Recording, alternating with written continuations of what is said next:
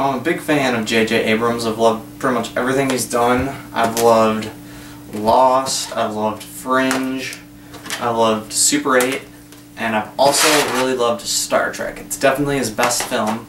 So when they announced that they were making Star Wars Episode 7, the name on everybody's mind was J.J. Abrams, just because of how great Star Trek was. He seemed like the perfect fit for the Star Wars genre, because Star Trek kind of had the heart of a Star Wars movie. It had adventure, it had great characters, it had everything that the Star Wars prequels were lacking. So everybody thought J.J. Abrams would be a perfect fit, and then they announced that he was directing it, and I have to say I am very, very pleased. Not only do I think he was a great choice, I also think that he was the best choice, because his Star Trek was thrilling, it had great characters, great action, adventure. It was pretty much everything that a sci-fi movie needed to be. It was one of the best sci-fi movies in years. So I think he's going to take Star Wars and he's going to totally make it into something special, blow the prequels out of the water. And a lot of people have been saying, like, they shouldn't make more Star Wars because it's going to tarnish the name, they should, like, keep its integrity. But the name was already kind of tarnished with the prequels. Those were pretty bad. They were flat characters, they were boring. I mean, they got a little bit better as they went along, but they were still not very good, and definitely nowhere near as good as the original trilogy.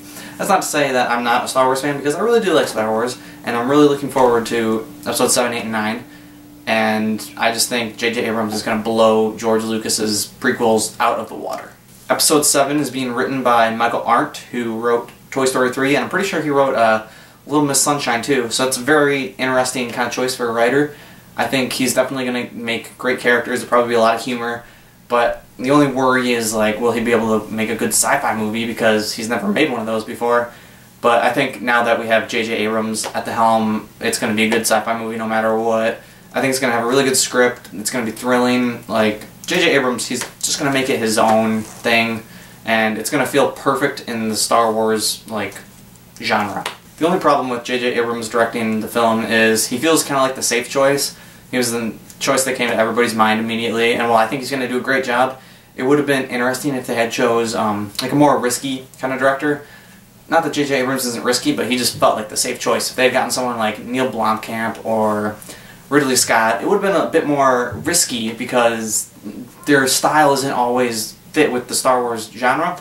Like Neil Blomkamp, who did District 9, and Ridley Scott, who did Blade Runner and Prometheus, those sci-fi movies, like, they could have totally made it unique to their style, and it would have been very interesting to see. But I think J.J. Abrams is still the best choice because his style just feels like Star Wars, which is great. So yeah, I'm very excited for Star Wars Episode 7. I'm getting more excited the more news I find out. I was excited when I found out Michael Arndt is writing it. I'm very excited now that J.J. Abrams is directing it. So let me know how you feel about J.J. Abrams directing Star Wars Episode 7. Are you excited to see what he does with it? Or are you not a big fan of his work? If you like what I have to say here, you can follow me on Twitter. The link will be down in the info. And those were my thoughts on J.J. Abrams directing Star Wars Episode 7.